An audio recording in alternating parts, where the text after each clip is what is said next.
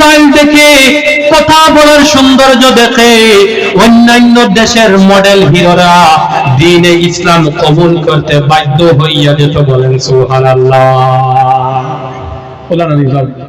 হাদিস শরীফ হইছে। আর আমার যুবক ভাইরা মেসির স্টাইল করে, রোনাল্ডোর স্টাইল করে। ও প্রিয় ভাইরা, কি মোহাব্বত দেখান আল্লাহ রাসূলের সাথে, কি মোহাব্বত দেখান আল্লাহর হাবিবের সাথে। ও যুবক, একটা দিন ঈদের সময় নিজেকে এইভাবে বলবা, ও আল্লাহ, কতদিন আমি দুনিয়ার হিরোদের, দুনিয়ার আইডলদের স্টাইলিশ ভাবে আমি চুল কাটাকাটি করেছি। আজকে ঈদের দিন আমি আর এইভাবে চুল কাটবো না। আমি দয়াল নবীজি রাহমাতুল্লিল আলামিন সোনার নবীজির স্টাইলে চুল কাটবো। আর যদি আপনি দয়াল নবীজির চুল মোবারকের স্টাইলে যদি চুলটা কাটতে পারেন, সুন্দর করে প্রত্যেক সাইড সব সাইড যদি সমান করে চুল কাটতে পারেন, অথবা যদি চুলকে আপনি সুন্দর করে লম্বা ভাবে পিছন দিক পর্যন্ত রাখতে পারেন, অথবা ছোট করে যদি কাটতে পারেন, আর যদি এই রকম নিয়ত নিয়া আপনি যদি মারা যান, অ্যাক্সিডেন্ট হইয়া অথবা বেমার হইয়া অসুস্থ হইয়া অথবা যে কোনো একটা যদি কারণে আপনি দুনিয়ার জমিন থেকে যদি চলিয়া যান, কবরের মধ্যে যাওয়ার পরে ওয়াল্লাহি বিল্লাহি তাল্লাহি ফেরেশতাদেরকে আপনি এই কথা বলতে পারবেন, মায়ার ফেরেশতারা রে, আমার জমিন আনা আমার জীবনের মধ্যে কোনো ধরনের বড় কোনো আমল নাই, অবশ্য আমি দয়াল নবীজির চুল মোবারকের স্টাইলের মতো আমার চুল কাটিয়া আজকে আমার মওত হইয়া গেল, আমি দুনিয়ার জমিন থেকে কবরের মধ্যে চলে আসলাম। আমার দিলে সাক্ষী দিয়ে আল্লাহ রাব্বুল আলামিন বলবেন, ও ফেরেশতারা রে, আমার মায়ার বান্দা আমার বন্ধুর স্টাইলকে ফলো করেছে, আমার নবী রাহমাতুল্লিল আলামিনের সুন্নাত মুবারককে সে আদায় করতে পেরেছে। এর জন্য তাকে তোমরা আর হিসাব কিতাব নেওয়ার দরকার নেই, এত সুন্দর করে ঘুম পাড়াইয়া দাও, আর তাকে কিয়ামতের দিন সকাল সকাল ওকে যেন ঘুম থেকে তোমরা জাগাইয়া দিবে। বলেন না সুবহানাল্লাহ। ইয়ামান দেশের টপিকের উপরে কথা বলার জন্য কমিটির পক্ষ থেকে জানানো হয়েছে, আলিম ও মুফতি কাহাকে বলে, আর হিংসা সম্পর্কে সামান্য আলোচনা করব ইনশাআল্লাহ।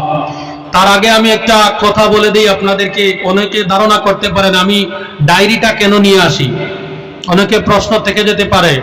আমি আপনার জন্য আমার আনসার দিচ্ছি, আপনি নিয়ে নেন। আমি ডায়েরি এর জন্য রাখি, কোরআন এবং হাদিস থেকে একটি বিষয়ের উপরে 1.5 ঘন্টা 2 ঘন্টা সর্বদা অটল থেকে কথা বলতে পারবো, দেখে দেখে স্পষ্ট কথা বলবো, আপনারা শিখবেন, শিখে গিয়ে জীবনের মধ্যে এই কথাগুলা রূপান্তরিত করবেন। বলেন না ইনশাআল্লাহ। আর যদি আমি কত সময় আপনাদের সম্মুখে বাজারের কথা, মসজিদের কথা, মাঠের কথা, ফিল্ডের কথা, প্রত্যেক কথা যদি একত্রিত করে বলি, আপনারাও কিছু বুঝবেন না, আমিও কিছু বুঝাইতে পারবো না। আর একটা টপিকের উপরে যদি কথা বলি, যে কোনো একটা বিষয়ের উপরে, আপনিও শিখিয়া যাবেন এবং আগামী কালকে নিজেকে একটা প্রশ্ন করবেন, কি বলে গেল বেটাটায়। এর জন্য আমি ডায়েরিটা আমার সবসময় সঙ্গে রাখি। অবশ্যই আমার ডায়েরির জন্য ডিসলাইক আসবে, লাইক আসবে, আই ডোন্ট কেয়ার। আমি এটা নিয়ে কিছু টেনশন করি না, আপনি যা ভাববেন। তবে আপনারা সবাই আমাকে ভালোবাসেন, আমার জন্য দোয়া দিয়েছেন। আমার সম্মুখে আমার শিরাই দাদাজি বসার মধ্যে আসেন, আপনারা সবাই আমাকে দোয়া দিয়েছেন বটে। আল্লাহ তাআলা এতক্ষণ পর্যন্ত, এত জায়গা পর্যন্ত নিয়ে এসেছেন, ঠিকই না? আল্লাহ রাব্বুল আলামিন যেন ইলম ও আমলের মধ্যে বরকত দেন। বলেন আল্লাহুম্মা আমিন। তো let's start our first listening class. I would like to discuss about jealousness. আমি আপনাদের সম্মুখে হিংসা সম্পর্কে সামান্য কথা বলবো। আল্লাহ রাসূল সাল্লাল্লাহু আলাইহি ওয়াসাল্লাম বলেন, হিংসা এমন একটি জিনিস, হাদিস শরীফের মধ্যে আমি আসার আগে দেখে এসেছি যে হযরতে আবু হুরায়রা রাদিয়াল্লাহু তাআলা আনহু থেকে বর্ণিত হয়েছে, আল্লাহ রাসূল সাল্লাল্লাহু আলাইহি ওয়াসাল্লাম বলেন, দুনিয়ার মানুষ আমার কোন প্রকৃত মুমিনের ভিতরের মধ্যে দুইটা জিনিস একসাথে থাকতে পারে না। যেমন আমার মুমিনের কলবের ভিতরে জাহান্নামের আগুন, জাহান্নামের পচা গলা, জাহান্নামের আগুন এবং জান্নাতের ধূলিকণা একসাথে থাকতে পারে না, তার থেকে আমাদেরকে বুঝাইয়া দিলেন একটা মানুষের ভিতরে, একটা প্রকৃত মুমিন বান্দার ভিতরে হিংসা এবং ঈমান দুটোটা জিনিস একসাথে থাকতে পারে না। ঠিক আছে হুজুর, আপনি আবার কইয়া দিবা। একজন মুমিনের ভিতরে দুইটা জিনিস একসাথে থাকতে পারে না, হিংসা থাকতে পারে না এবং ঈমান থাকতে পারে না। যে সময় আপনি দেখবেন সমাজের মধ্যে কোনো একটা ভালো খবর আপনি শুনেছেন, কোন একটা গুড মেসেজ আপনার কাছে এসেছে, ভালো কোনো খবর আপনার কাছে এসেছে, এই খবর পাওয়ার সঙ্গে সঙ্গে যদি আপনার দিলের মধ্যে, আপনার মাথার মধ্যে যদি হিংসার চিন্তাধারা চলে আসে, মনে মনে আপনি ধরিয়া নিবেন আপনার দিলটা এখন পর্যন্ত প্রকৃত মুমিনের দিল হতে পারতেছে না। বুঝছেন এই কথাটা? আমরা সমাজের মধ্যে এমন হয়, কোন একটা মানুষ বিজনেস করে খুব গ্রোয়িং হইতেছে, খুব উপরের দিকে যাচ্ছে, অন্য বাড়ির বাবা অথবা ছেলে মেয়েরা সবাই মিলিয়া একত্রিত হইয়া ওই মানুষের জন্য হিংসার চিন্তা ধারণা করে।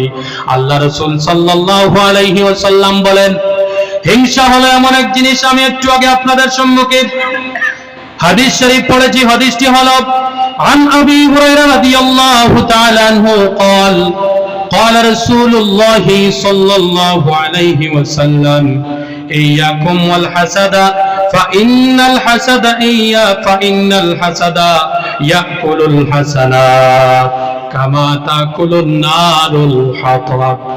হযরত আবু হুরায়রা রাদিয়াল্লাহু তাআলা আনহু থেকে বর্ণিত, আল্লাহ রাসূল সাল্লাল্লাহু আলাইহি ওয়াসাল্লাম বলেন, ও আমার মায়ের সাহাবীরা, হিংসা হলো মুমিনের অন্তরে এমন একটা জিনিস, যেভাবে আগুন লাকড়িকে জ্বালাইয়া সালি সালি করিয়া দেয়, ঠিক তেমনি ভাবে হিংসা হলো মুমিনের অন্তরের মধ্যে যখন হিংসাটা ভরপুর ভাবে থাকবে, হিংসায় জায়গা পাইবে, ওই সময় হিংসায় আমার মুমিন উম্মতের প্রত্যেক আমলকে ধ্বংস করিয়া দেয়। বলেন না নাউযুবিল্লাহ। এবারে দেখেন, হিংসা আপনার আমার অন্তরে আছে না নাই? আছে, অবশ্যই। সমাজের মধ্যে এমন চলে, এক বাড়ির মধ্যে একটা ছেলে পড়াশোনা করে খুব ভালো করে উপরের দিকে উঠতেছে, অন্য বাড়ির একজন মা বইনে অথবা একজন বাবাই বলি খানদানও নাই পড়া, হে একটা একলা পড়িয়া গীতা করে ইগো কার গো এতদিন পড়িল কিনা, ইলা হয় না নিশা বহল। যে সময় মনের মধ্যে আপনার চলে আসবে হিংসা ধারণা, কুচিন্তা, কুমন্তব্য, আপনি নিজেকে নিজে বলবা যে আপনার অন্তরের মধ্যে ঈমানের যে নূর আছে, ঈমানের যে লাইট আছে, এই লাইটটা আপনার অন্তরের ভিতরে নাই। বুখারী অথবা সিহাসিত্তার বর্ণনা, আল্লাহ রাসূল সাল্লাল্লাহু আলাইহি ওয়াসাল্লাম বলেন, আমার মুমিন উম্মতের ভিতরে যদি হিংসা থাকে, তাইলে আমার উম্মতের ঈমান থেকে, তার কলব থেকে, তার ভিতরের যে নূর আছে, ঈমানের যে নূর আছে, ওই নূর থেকে আস্তে আস্তে আস্তে আস্তে লাইটটা বন্ধ হয়ে যায়, আমার উম্মতের দিলটা পাথর হইয়া যায় হিংসার কারণে। আওয়াজ করে বলেন না নাউযুবিল্লাহ। হিংসার কারণে মুমিনের অন্তর পাথর হইয়া যায়, হিংসার কারণে মুমিনের অন্তরের মুমিনের কলবের মধ্যে আমল করতে করতে যেগুলা নূর সৃষ্টি হয়, সেই নূরগুলা আস্তে আস্তে নিভে যায়, অফ হয়ে যায়, যে লাইট থাকে, আলো থাকে, আলোগুলা ধীরে ধীরে খতম হয়ে যায়, শেষ হয়ে যায়, একমাত্র হিংসার কারণে। মহান রব্বুল আলামিন আমাদেরকে যেন হিংসা থেকে বাঁচিয়া চলাফেরা করার তৌফিক দেন। বলেন না আল্লাহুম্মা আমিন। আল্লাহ রাব্বুল আলামিন কোরআন শরীফের অন্য আয়াতের মধ্যে বললেন, ইন তামসাসকুম হাসানাতুন তাসুহুম ওয়া ইন তুসিবকুম সাইয়্যাতুন ইয়াফরাহু বিহা। সমাজের মধ্যে এমন কোন মানুষ আছে, এমন কিছু কিছু মানুষ থাকবে যারা অন্যের কোনো আপদ বিপদের খবর শোনার সঙ্গে সঙ্গে, অন্যের অসুস্থতার খবর শোনার সঙ্গে সঙ্গে, অন্যের অ্যাক্সিডেন্টের খবর শোনার সঙ্গে সঙ্গে তারা বেশি খুশি ধারণ করবে দিলের মধ্যে, খুশি হবে অন্য মানুষের বিপদ দেখার পরে। আবার সমাজের মধ্যে অনেক মানুষ আছে যারা অন্যের খুশির খবর শুনলে তার অন্তরটা বেজার হয়ে যাবে। সমাজের মধ্যে এমন মানুষ আছে না নাই বলেন তো প্রিয় ভাইরা? আছেনি? যে তোরা তোরা মাতিবা আপনারাদেরকে ওয়াজ গুনজা করতে ভালো লাগবো, বা বাড়ির দ্বারা নেশা করি ওলার নাকি দেখার তো নাই কোনোদিন, হোক কত বছর দেখা আসলো আর বছর দেখা হলো না। আল্লাহ রাব্বুল আলামিন কোরআন শরীফের মধ্যে আমাদেরকে ওয়াজ করে দিলেন, সতর্ক বাণী আমাদের কাছে পৌঁছিয়া দিলেন। দুনিয়ার মানব, তোমরা অ্যালার্ট হইয়া যাও। সমাজের মধ্যে অনেক মানুষ আছে যারা অন্যের যদি দুঃখের খবর শুনে, অন্যের যদি দুঃখের সংবাদ শুনে তাদের অন্তরগুলা খুশিয়ে ঢেউ খায়। আর যদি অন্যের কোনো দুঃখের খবর না শুনিয়া অন্যের কোনো যদি সুখের খবর শুনিয়া থাকে তাইলে তার অন্তরটা বেজার হইয়া যায়। এমন আছে না নাই? আল্লাহ রাসূল সাল্লাল্লাহু আলাইহি ওয়াসাল্লাম বললেন, সিহাসিত্তার বর্ণনা, আমার কোন উম্মত এতক্ষণ পর্যন্ত মুমিন হইতে পারবে না যে উম্মতের অন্তরের মধ্যে অন্য ভাইয়ের আপদ বিপদ দেখার পরে তার অন্তরটা ওই ভাইয়ের জন্য না দয়াবান হবে। যতক্ষণ পর্যন্ত আপনি অন্য একজনের দুঃখের খবর শুনছেন, আপনার অন্তর যদি তার দুঃখে যদি দুঃখিত হয় না, আপনি রাসূলুল্লাহ সাল্লাল্লাহু আলাইহি ওয়াসাল্লামের দলের অন্তর্ভুক্ত হইতে পারবা না। হইতে পারবো নি? যে আমার সমাজের মধ্যে যুবক ভাইরা খুব খেয়াল করেন, আপনি আমি নিজেকে আহলুস সুন্নাত ওয়াল জামাত দাবি করি। আহলে সুন্নাত ওয়াল জামাতের আলিম উলামা থেকে শুরু করিয়া সমাজের প্রত্যেক মানুষের অন্তরের মধ্যে রাই পরিমাণ যদি হিংসা থাকে, আপনি নিজেকে প্রশ্ন করেন নিজেকে কিভাবে আহলে সুন্নাত ওয়াল জামাত দাবি করে? খালি আহলে সুন্নাত দাবি করি আর আমার অন্তরিকান হিংসায় ভর্তি। ওলা আছে না নিচা বল যে অন্য এক মানুষ খাম করিয়া রুজি করিয়া গাড়ি চালাইয়া পড়াশোনা করিয়া খুব আগ বাড়িতরা, বেশি আগে দিয়ে যাইতরা, এই মানুষকে দেখার পরে আপনার যদি হিংসা আসে, হিংসা করিয়া যদি আপনি নামাজের মধ্যে দাঁড়ান, নামাজ কাজে আসবে না।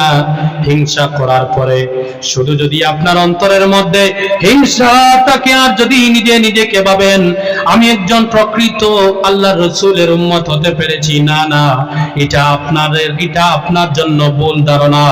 কারণ হলো আল্লাহ রাসূল বলেন, হিংসা নিয়ে আমার কোনো মায়ার উম্মত হতে পারবা না। এর জন্য আমাদের প্রত্যেকের অন্তর থেকে হিংসা নামক বীজটিকে দূরে সরাইতে লাগবে কি লাগবে না? জি লাগবে না নিসা বল। এখন আইন হিংসা একটু দূর থেকে সরাইতাম কিনা? আপনারা জানেন আমার পীর ও মুর্শিদ আল্লামা ইমাদউদ্দিন বড় সাহেব কিবলা দামাত বরকাতুহু যে সময় মানুষদেরকে নসিহত দেন, বয়াত করার পরে মানুষদের কাছে একটা মেসেজ দেন, যে মেসেজটি হলো, ও দুনিয়ার মানুষ যারা আমার কাছে বয়াত গ্রহণ করে নিয়েছো, আপনারা সবাই আমার বয়াতখানা থেকে যাওয়ার পরে অন্যের সমালোচনা, অন্যের গীবত থেকে নিজেকে বিরত রাখবা, অন্যের দুঃখ দেখিয়া নিজেকে দুঃখিত বানাইবা, আর অন্যের সুখ দেখিয়া নিজের অন্তরকে সুখিত বানাইবা। এটা হলো আল্লামা সাহেব কিবলা ফুলতলি রহমতুল্লাহি তাআলা আলাইহি সাহেবজাদা আল্লামা ইমাদউদ্দিন দামাত বরকাতুহুল আলিয়া বড় সাহেব কিবলার নসিহত।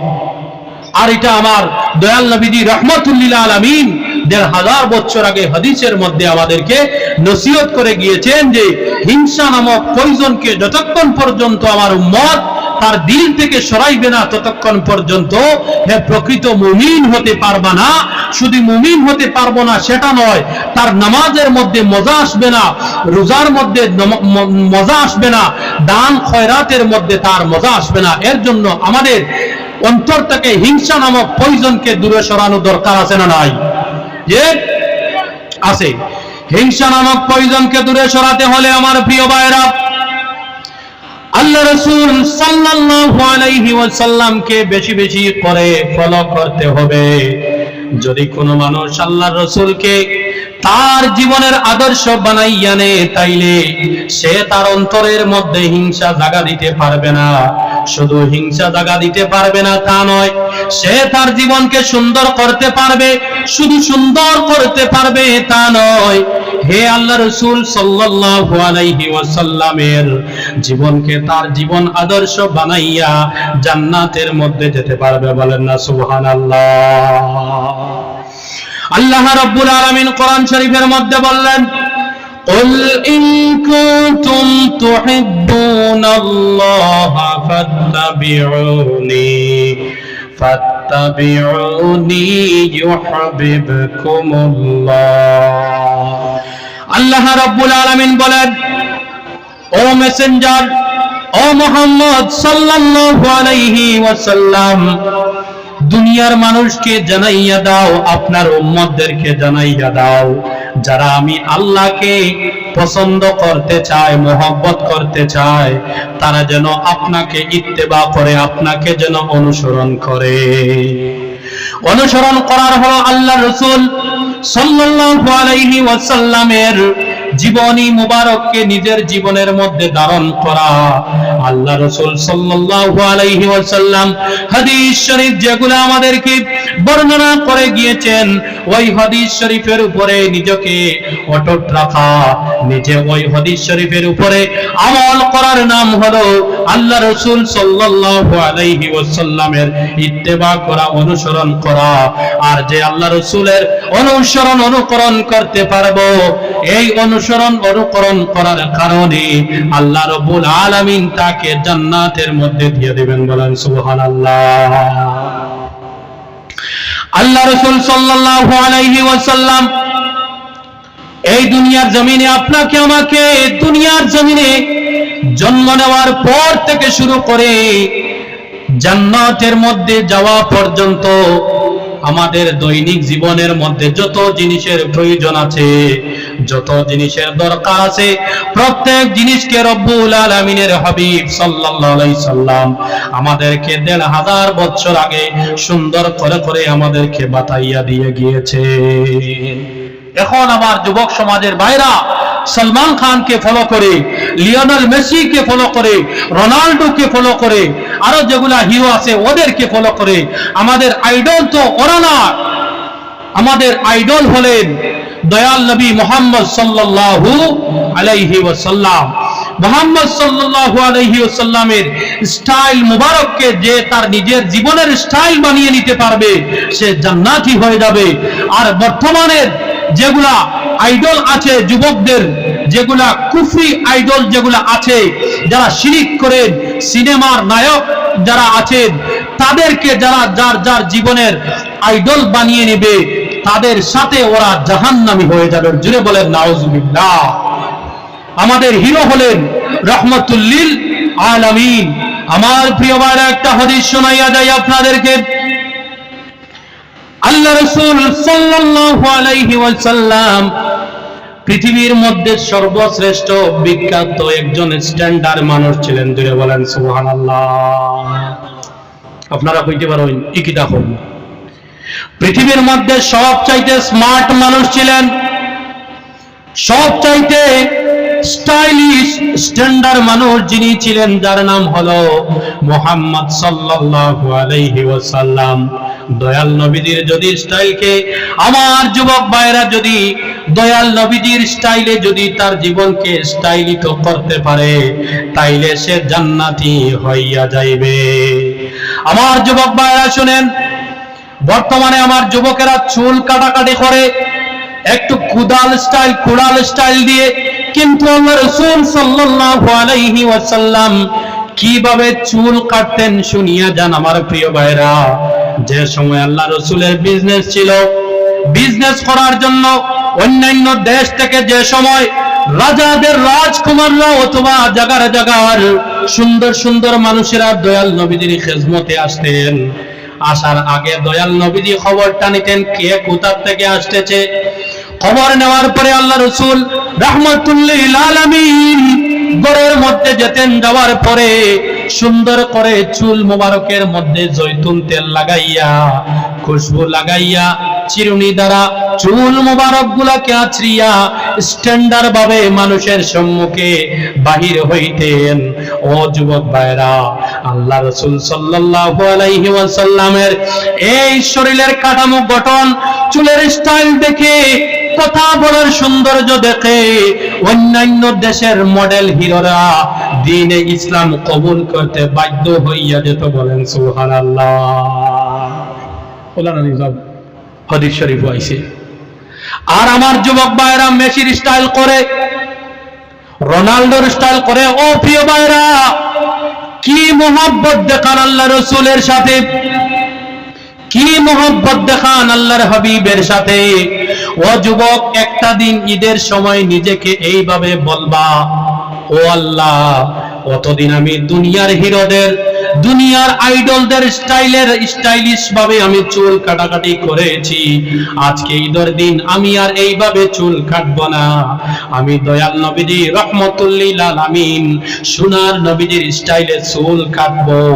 আর যদি আপনি দয়াল নবীজির চুল মোবারকের স্টাইলে যদি চুলটা কাটতে পারেন, সুন্দর করে প্রত্যেক সাইড, সব সাইড যদি সমান করে চুল কাটতে পারেন, অথবা যদি চুলকে আপনি সুন্দর করে লম্বা ভাবে পিছন দিক পর্যন্ত রাখতে পারেন, অথবা ছোট করে যদি কাটতে পারেন, আর যদি এই রকম নিয়ত নিয়া আপনি যদি মারা যান, অ্যাক্সিডেন্ট হইয়া, অথবা বেমার হইয়া, অসুস্থ হইয়া, অথবা যে কোনো একটা যদি কারণে আপনি দুনিয়ার জমিন থেকে যদি চলিয়া যান, কবরের মধ্যে যাওয়ার পরে ওয়াল্লাহি বিল্লাহি তাল্লাহি ফেরেশতাদেরকে আপনি এই কথা বলতে পারবেন, মায়ার ফেরেশতারা রে, আমার জমিন আনা, আমার জীবনের মধ্যে কোন ধরনের বড় কোনো আমল নাই, অবশ্য আমি দয়াল নবীজির চুল মোবারকের স্টাইলের মতো আমার চুল কাটিয়া আজকে আমার মওত হইয়া গেল, আমি দুনিয়ার জমিন থেকে কবরের মধ্যে চলে আসলাম।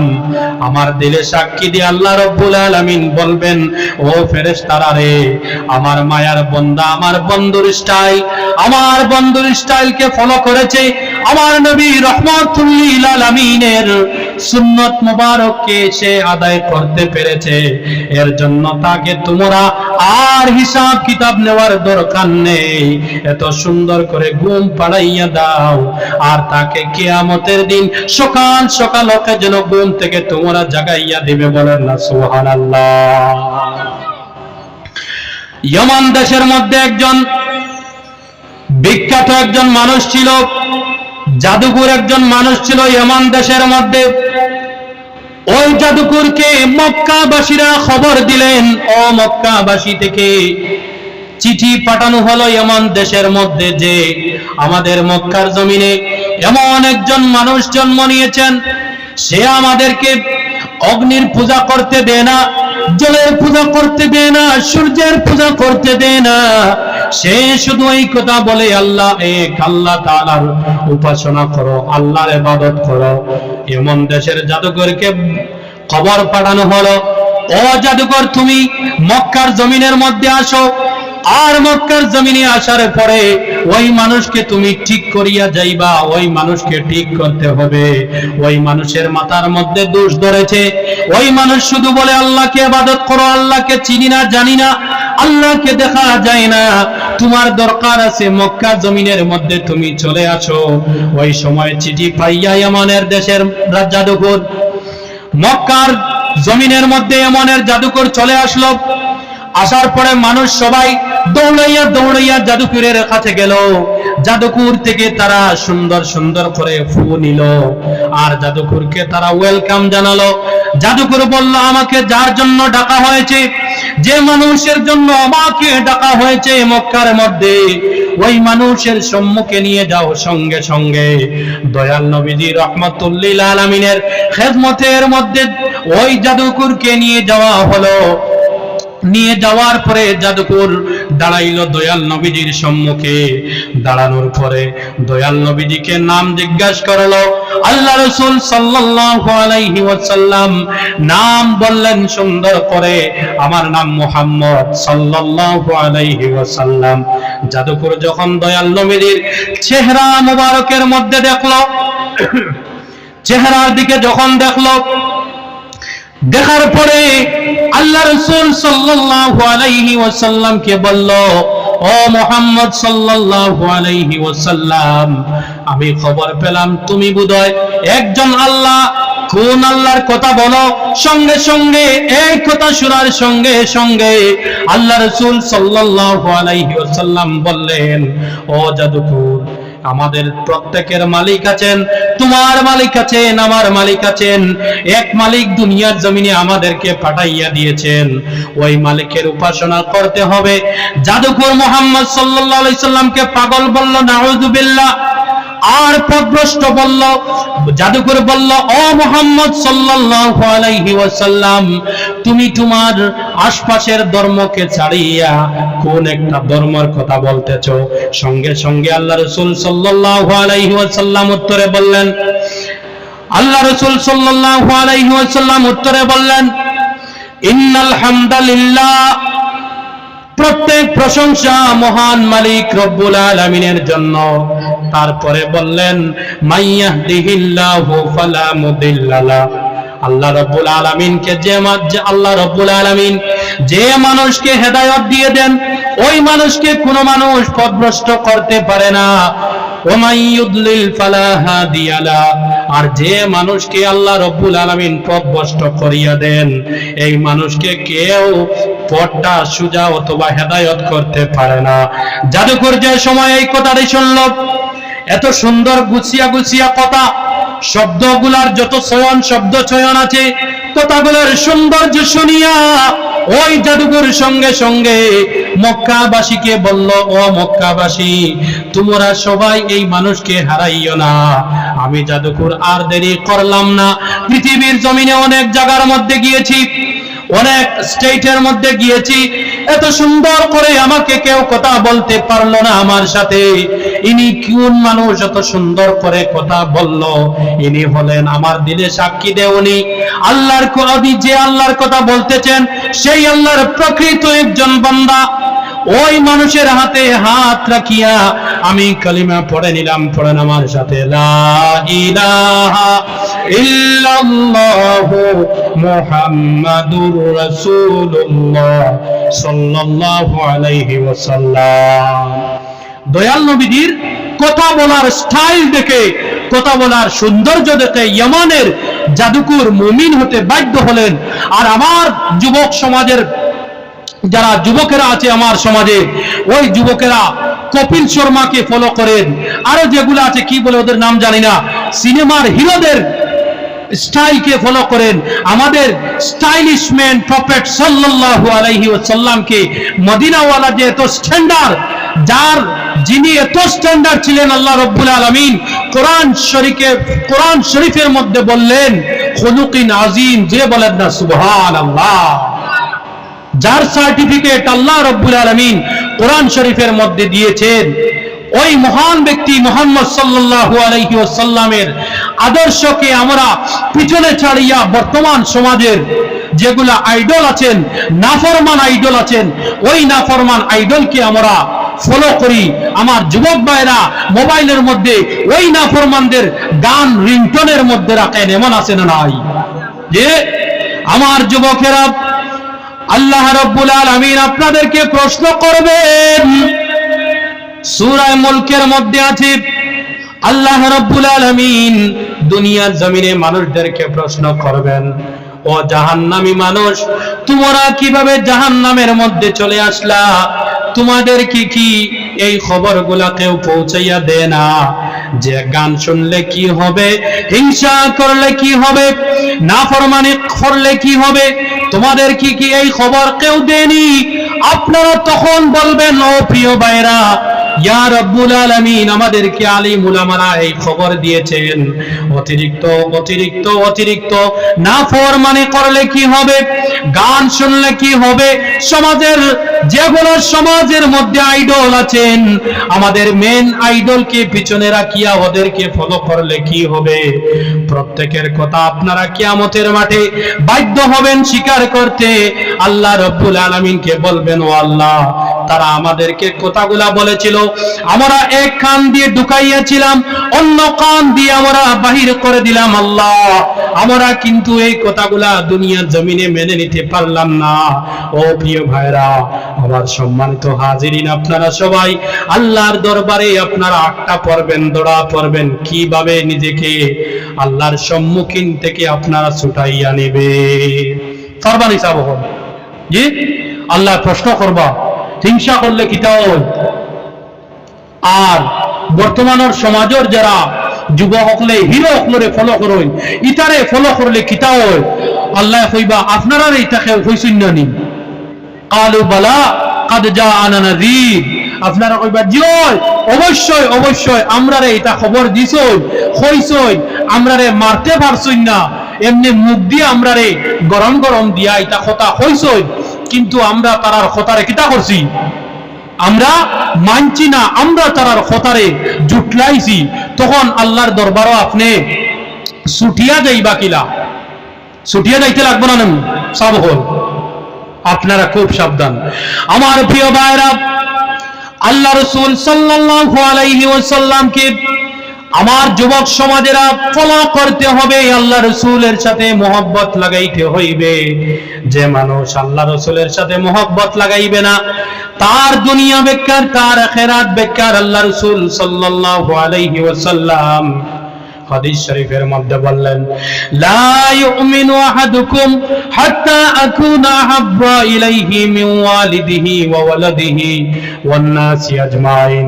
দুনিয়ার জমিনে ততক্ষণ পর্যন্ত মুমিন হইতে পারবা না তুমি যতক্ষণ পর্যন্ত তোমার ওয়ালাদ, তোমার মা বাবা, তোমার পরিবার, তোমার সমাজ থেকে আমি নবীর সাথে মহব্বত লাগিয়েছো না, আমি নবীর সাথে তোমার মহব্বত হলো না, অতক্ষণ পর্যন্ত তুমি প্রকৃত মুমিন হইতে পারবা না। কই মহব্বত লাগাইতাম? দয়াল নবীজির সুন্নতের উপরেও আমরা আমল নাই। দয়াল নবীজি আপনাকে আমাকে বলে গিয়েছেন হিংসা করবা না, কিন্তু আমার যুবক সমাজ হিংসার মধ্যে লিপ্ত আছে। দয়াল নবীজি আমাদেরকে বলে গিয়েছেন, ও আমার মায়ার উম্মতেরা আপনারা অন্যের সমালোচনা করবা না, কিন্তু আমাদের খান, আমাদের মোবাইল অন্যের সমালোচনা দ্বারা পরিপূর্ণ। দয়াল নবীজি বলে গিয়েছেন, ও আমার মায়ার উম্মতেরা আপনারা অন্যের গীবত করবা না, কিন্তু আপনারা আমার জীবনটা অন্যের গীবত দিয়া পরিপূর্ণ আছে না নাই? যে আপনাকে আমাকে এই যেগুলা ফেক আছে খারাপ জিনিস, ওই জিনিস থেকে নিজেকে দূরে রাখতে হবে, নিজেকে বিরত রাখতে হবে। আর দয়াল নবীজি রহমতুল্লিল আলামিনের মুহব্বতকে আপনার অন্তরে জাগা দিতে হবে। দয়াল নবীজির মুহব্বতকে জাগা দেওয়ার পরে, সুন্নতের উপরে আমল করার পরে নিজেকে আহলুস সুন্নাত ওয়াল জামাত বলে দাবি করবেন। নতুবা আহলে সুন্নাত ওয়াল জামাতকে আপনারা আহলে সুন্নাত ওয়াল জামাত দাবি করে আহলে সুন্নাত ওয়াল জামাতের অপমান করবেন না আপনারা। গতদিন আমি একটা এক্সাম দিয়েছিলাম মুফতিয়ানা, ওই এক্সামের মধ্যে আমার একজন হুজুর যার নাম হলো আলহাজ হযরত মাওলানা মুফতি রশিদ আহমদ দামাত বরকাতু, হুজুর আমাদেরকে একটা সওয়াল দিয়েছিলেন, যে সওয়ালের নাম হলো আহলুস সুন্নাত ওয়াল জামাত কাহাকে বলে? আল্লাহু আকবার, আহলুস সুন্নাত ওয়াল জামাত কাহাকে বলে? এই কথা আমি কিতাব থেকে খুঁজাইতে গিয়ে ধরা পড়লো। আমার সমাজের মধ্যে এমন মানুষ আছি, নামাজ নাই, হিংসা দিয়ে দিলটা পরিপূর্ণ, অন্যের সমালোচনা দিয়ে দিল পরিপূর্ণ, মা বাবার নাফরমানি দিয়ে দিল পরিপূর্ণ। আমরা নিজেকে আহলে সুন্নাত ওয়াল জামাত দাবি করি, কিন্তু না না, আপনি আমি সেই আহলে সুন্নাত ওয়াল জামাত হতে পারলাম না। সাহাবারা কোন আহলে সুন্নাত ওয়াল জামাত ছিলেন? সাহাবাদের খানের মধ্যে যদি ইহুদি ঘর থেকে যদি কোনো ধরনের গীবত খারাপ আলাপ আলোচনা যদি শুনতেন সাহাবা কেরাম রাদিয়াল্লাহু তাআলা আনহুম আজমাইন, তারা ওই গীবতকে নিজের দিলের মধ্যে দাবাইয়া রাখতেন, সমাজের মধ্যে বলতেন না, হিংসা করতেন না। কিন্তু আমার সমাজ, আমার যুবক ভাইরা, হিংসা আমরা করে করে অন্যের কোনো সমালোচনা শোনার সঙ্গে সঙ্গে যতক্ষণ পর্যন্ত বাজারের মধ্যে নিয়ে না গিয়া বলি, ততক্ষণ পর্যন্ত আপনার আমার পেটের ভাত হজম হয় না। বলেন ঠিক কিনা? জি, ইলা আছে না নিসাব? আবার অনেক সময় দেখা যায় মোবাইলের মধ্যে মোবাইল চালাইতে যাচ্ছি, একজন আলিম কোন এক জায়গার মধ্যে একটা ভুল কথা বললেন, আর একজন মানুষ ওই ভুল কথাকে কাট করে মোবাইলের মধ্যে দিয়ে দিল, আর আমার যুবক ভাইরা সঙ্গে সঙ্গে শেয়ারস বটমের মধ্যে ডাবাইয়া তার নিজের আইডির মধ্যে শেয়ার করে দিল। ও যুবক, আপনি জানেননি আল্লাহ রাব্বুল আলামিন বলেন, ও দুনিয়ার মানুষ, আমার বান্দা যদি বিশাল বড় যদি গুনাহগার হয়, 70 বছর 100 বছরের যদি গুনাহগার হয়, আমি আল্লাহর কোনো কিছু আসে যায় না, আর আমার বান্দারও কোনো কিছু আসে যায় না। বলেন সুবহানাল্লাহ। এখন কইতে পারেন অত বড় গুনাহগার ওয়ারদে বান্দার আসে যায় না, এখান কিতা কইলা জিও হাসাও কইয়া শুনোই। আল্লাহ রাব্বুল আলামিন বলেন, ও আমার মায়ার বান্দারে, 70 বছরের গুনাহ হয়েছে, 100 বছরের গুনাহ হয়েছে, কোনো অসুবিধা নাই, টেনশন নিও না, আমি মালিক তো আছি। বান্দা, একদিন তুমি তাহাজ্জুদের সময় নামাজের জায়নামাজের মধ্যে দাঁড়াইয়া আমি মালিকের কাছে তোমার মুখটাকে আসমানের দিকে তাকাইয়া আর মায়ার নজর দিয়ে তুমি বলবা, রব্বুল আলামিন, জীবনের প্রত্যেক গুনাহকে আমি আমার গলার মালা বানাইলাম আর নিজেকে আপনার কাছে সারেন্ডার করলাম। ও আল্লাহ, বড় বড় গুনাহ করেছি, বিশাল বিশাল পাহাড় পরিমাণ গুনাহ আছে, ও রব্বুল আলামিন, সাগর পরিমাণ গুনাহ আছে। ও আল্লাহ, আপনি রহমানুর রহিম, আমাকে মাফ করে দাও। আল্লাহ রাব্বুল আলামিন বলেন, ও আমার বান্দা, তুমি এই দোয়া করতে দেরি, আমি মালিক রব্বুল আলামিন তোমাকে মাফ করতে দেরি করি না। বলেন সুবহানাল্লাহ। এই মানুষ গুনাহ করেছে, গুনাহ করার সঙ্গে সঙ্গে তওবা করে নিয়েছে, কিন্তু আপনার আমার মোবাইলের মধ্যে যখন এই গুনাহটা চলে আসলো, আসার সঙ্গে সঙ্গে আপনি আমি শেয়ার মারিয়া আল্লাহর কুদরতি চাদরের মধ্যে দরিয়া টানাটানি করে, জুড়ে বলেন না নাউজুবিল্লাহ। আল্লাহ যারে মাফ করে দিলাইছই, আপনার আমার অত পাওয়ার নেই, ওই তার বন্দার গুনাহগু আরো 10 জনের সামনে আমরা দেই, চোখ দ্বারা দেই না, মোবাইল দ্বারা চোখের সামনে দেই না, যাবো কত বড় গুনাহ। এর জন্য মোবাইলের মধ্যে গুনার যেগুলা জিনিস আপনারা পান, দেখতে পান, ওইগুলা শেয়ার করা যাবে না, কবিরা গুনাহ।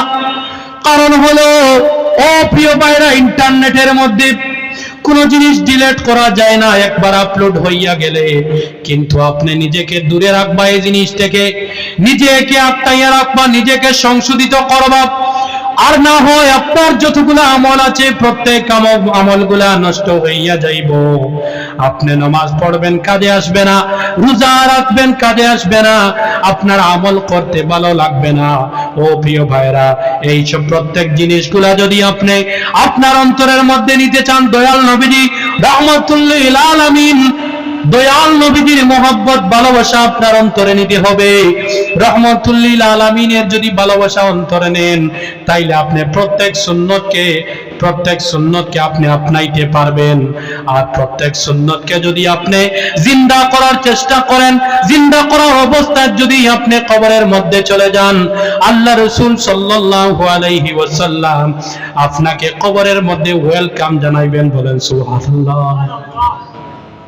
কিন্তু আমার যুব সমাজ দয়াল নবীজির সুন্নতগুলা পিছনে সারিয়া আমরা অন্য রাস্তা ধরে নিয়েছি। এর জন্য আমি যেগুলা কথা বলতেছি, যদিও আমার কথাগুলা আপনাদের ভালো লাগে কি জানি না, কিন্তু এগুলো হলো ফ্যাক্ট, যেগুলা খুব গুরুত্বপূর্ণ, খুব ইম্পর্টেন্ট আমরা জীবনের লাগি। কারণ হলো, ও মুসলমান ভাইরা, আগের দিনে এইরকম ওয়াজের প্যান্ডেল করলে আমি দেখেছি 2015 অথবা 14-13 আগে যেগুলা প্যান্ডেল হয়েছে, 15 আগে, এই প্যান্ডেলের মধ্যে মানুষেরা জায়গা, কমিটির মানুষ জায়গা দিতে পারতো না, এত মানুষ হইতো। কিন্তু বর্তমানে প্যান্ডেলের মধ্যে মানুষ দিন বদিন বাড়তেছে না কমতেছে? কমতেছে। কারণ হলো মানুষের দিলটা পাথর হইতে যাচ্ছে, আর তারা পাথর দিল নিয়ে আলিম উলামাদের আলোচনা কোরআন এবং হাদিস থেকে শুনতে তাদের মন রাজি হয় না। কারণ হলো দয়াল নবীর সুন্নতগুলা তাদের অন্তরের মধ্যে নাই, দয়াল নবীর দুরূদ শরীফ তাদের অন্তরের মধ্যে নাই, আর নিজেকে আহলুস সুন্নাত ওয়াল জামাত দাবি করি। খেয়াল করতে নিসাব হুজুর আমার মাঠটা ওর কি না ওর না, আপনারা খেয়াল করো, আমরা হইলাম আহলুস সুন্নাত ওয়াল জামাত, নিজেকে আহলুস সুন্নাত ওয়াল জামাত দাবি করি।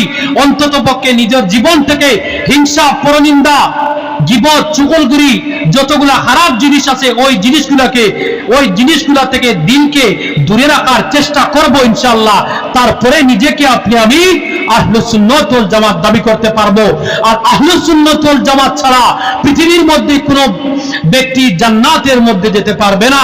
আল্লাহ রাব্বুল আলামিন আমাদেরকে আহলুস সুন্নাত ওয়াল জামাতের অন্তর্ভুক্ত এক একজন গোলাম বানিয়েছেন, এর জন্য শুকরিয়া আদায় করে পড়েন আলহামদুলিল্লাহ।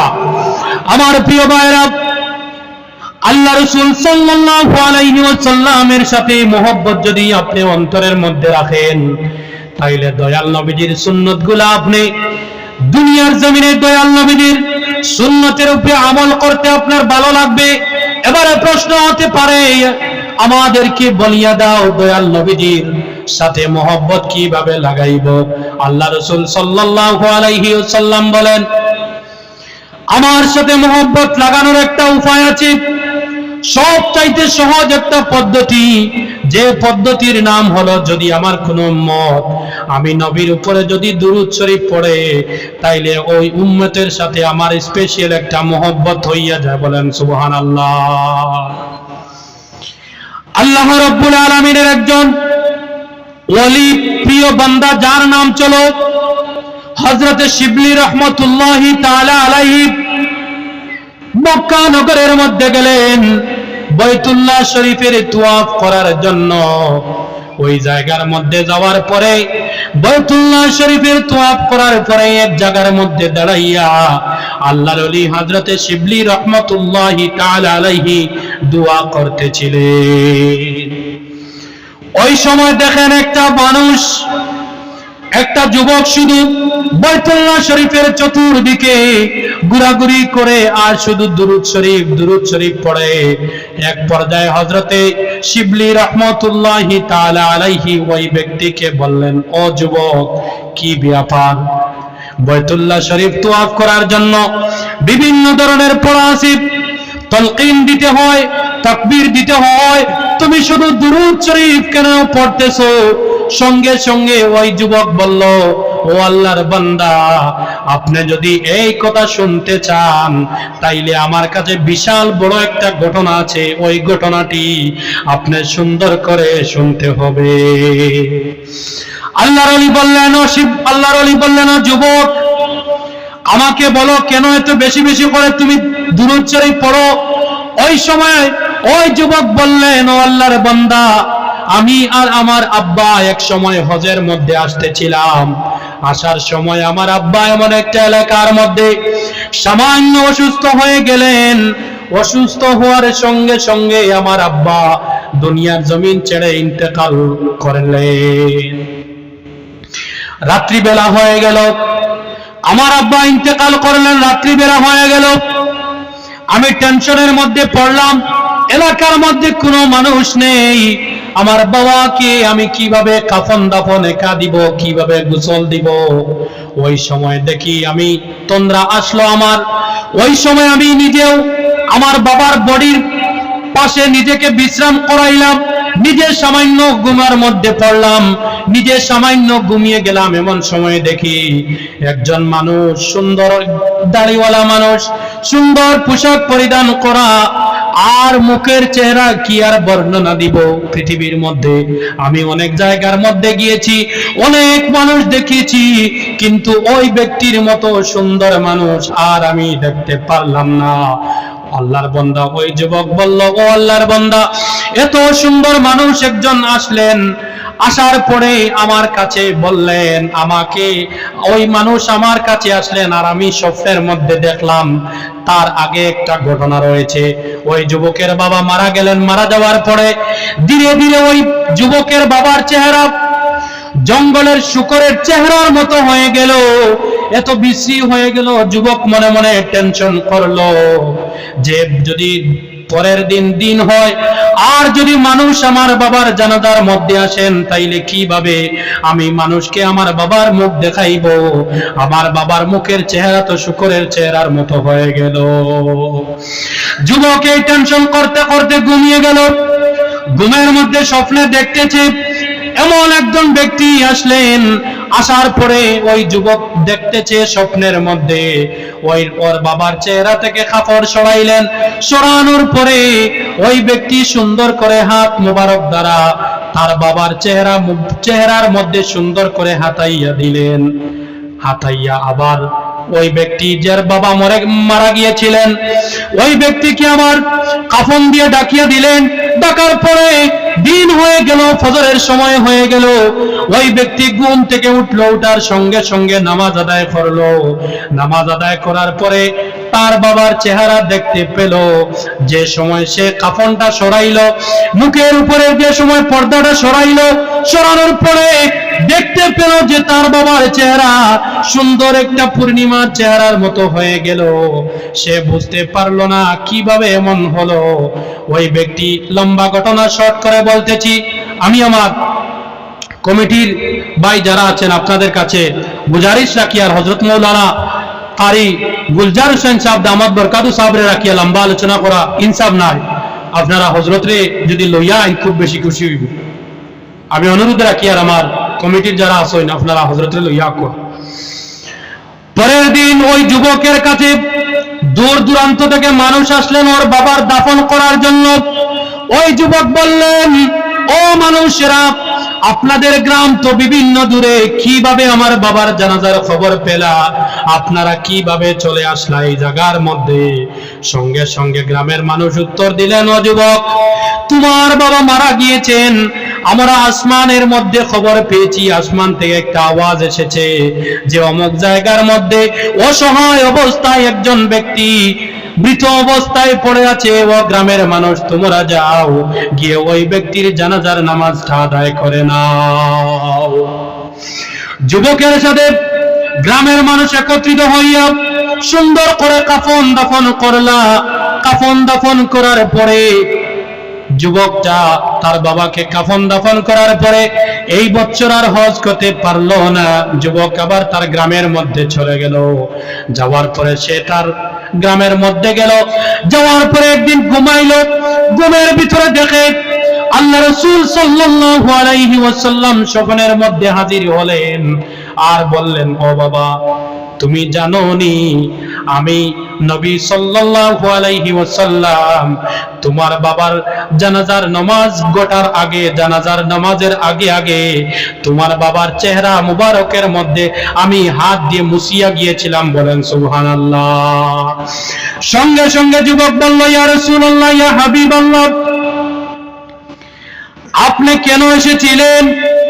সঙ্গে সঙ্গে ওই ব্যক্তি কি আল্লাহ রাসূল সাল্লাল্লাহু আলাইহি ওয়াসাল্লাম উত্তর দিলেন, ও বাবা, আমি এর জন্য এসেছি, তোমার বাবা আমি নবীর উপরে প্রতিদিন এশার নামাজের পরে সামান্য দুরূদ শরীফ পড়তো। আমি নবীজির উপরে সামান্য দুরূদ শরীফ হাদিয়া করত। আজকে হঠাৎ করে এশার আযান হয়ে গেল, এশার নামাজও শেষ হয়ে গেল, কিন্তু তোমার বাবার দুরূদ শরীফ আমি নবীজির কাছে গিয়ে পৌঁছিল না। এর জন্য আমি নবীজি তোমার বাবার খবর নেওয়ার জন্য তোমার বাবার বডির কাছে চলে আসলাম। বলেন সুবহানাল্লাহ। কেন করছিনি যাব? ওই যুবক বলল, ইয়া রাসূলুল্লাহ, ইয়া হাবিবাল্লাহ সাল্লাল্লাহু আলাইহি ওয়াসাল্লাম, আমার বাবা দুরূদ পড়তেন বেশি বেশি করে, এর জন্য আপনি এসেছিলেন। যুবক বলল, সঙ্গে সঙ্গে যুবকের উত্তরের মধ্যে আল্লাহ রাসূল সাল্লাল্লাহু আলাইহি ওয়াসাল্লাম বললেন, ও বাবা, তোমার বাবা বেশি বেশি অতিরিক্ত করে দুরূদ শরীফ পড়তেন, এর জন্য আমি তোমার বাবার খবর নেওয়ার জন্য এসেছিলাম। আসার পরে দেখি তোমার বাবা মৃত অবস্থায় আছেন। তোমার বাবার চেহারাটি নষ্ট হয়ে গিয়েছিল কোনো কারণবশত। আমি তোমার বাবার চেহারার মধ্যে হাত বুলাইয়া দিলাম। আল্লাহ রাব্বুল আলামিন তোমার বাবার চেহারাটিকে আমি নবীর হাতের উসিলায় সুন্দর করে দিলেন। বলেন সুবহানাল্লাহ। যুবক বলল, ওই আল্লাহর ওলি হযরত শিবলি রাহমাতুল্লাহি তাআলা আলাইহিকে, ও আল্লাহর বান্দা, এর জন্য আমি আমার জীবনের মধ্যে বেশি বেশি করে আমি আমার জীবনের মধ্যে দুরূদ শরীফ পড়ি। যেদিন থেকে আল্লাহ রাসূলকে আমি স্বপ্নের মধ্যে আমার বাবার ঘটনা শুনতে পারলাম, যেদিন থেকে আমার বাবার ঘটনা শুনলাম, ওই দিন থেকে আমি আমার জীবনের মধ্যে আর দুরূদ শরীফকে ছাড়তে পারি নাই। আপনারা সারাই অন্তত পক্ষে যুবক সমাজ যারা আছেন, অন্তত পক্ষে আপনারা ডেইলি 10 বার দুরূদ শরীফ পড়বা, 10 বার দুরূদ শরীফ পড়বা। বলেন না ইনশাআল্লাহ? শর্টকাট দুরূদ শরীফ, যদি সময় থাকে না, সাল্লাল্লাহু আলা মুহাম্মদ সাল্লাল্লাহু আলাইহি ওয়াসাল্লাম, সাল্লাল্লাহু আলা মুহাম্মদ সাল্লাল্লাহু আলাইহি ওয়াসাল্লাম, সাল্লাল্লাহু আলা মুহাম্মদ সাল্লাল্লাহু আলাইহি ওয়াসাল্লাম, এই দুরূদ শরীফটা পড়বা তো ইনশাআল্লাহ। একটু জিকির করো, আল্লাহু আল্লাহ আল্লাহু আল্লাহ, সাউন্ডিং, আল্লাহু আল্লাহ আল্লাহু আল্লাহ আল্লাহু আল্লাহ আল্লাহু আল্লাহ, আল্লাহু আল্লাহ আল্লাহু আল্লাহ আল্লাহু আল্লাহ আল্লাহু আল্লাহ। আয় মোহাম্মদ কামলি ওয়ালা, আয় মোহাম্মদ কামলি ওয়ালা, আয় রে আমার বুকে আয়, আয় রে আমার বুকে আয়। আল্লাহু আল্লাহ আল্লাহু আল্লাহ,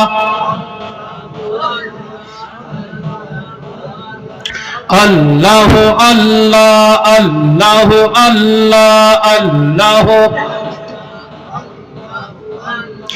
আয় মোহাম্মদ কামলি ওয়ালা, আয় মোহাম্মদ কামলি ওয়ালা, আয় রে আমার বুকে আয়, আয় রে আমার বুকে আয়। কান্দে রে তোর এই গোলামে, কান্দে রে তোর এই গোলামে, আয় রে আমার বুকে আয়, আয় রে আমার বুকে আয়। আল্লাহু আল্লাহ আল্লাহু আল্লাহ। প্রেমের ডোরি বান্দরে মন, প্রেমের ডোরি বান্দরে মন, ওই মদিনার সাথে রে, ওই মদিনার সাথে রে। আল্লাহু আল্লাহ। আপনারা হুজুর বলতেন, মৌলানা বলতেন, খবর লইন না। আল্লাহ আল্লাহু আল্লাহ আল্লাহু আল্লাহ।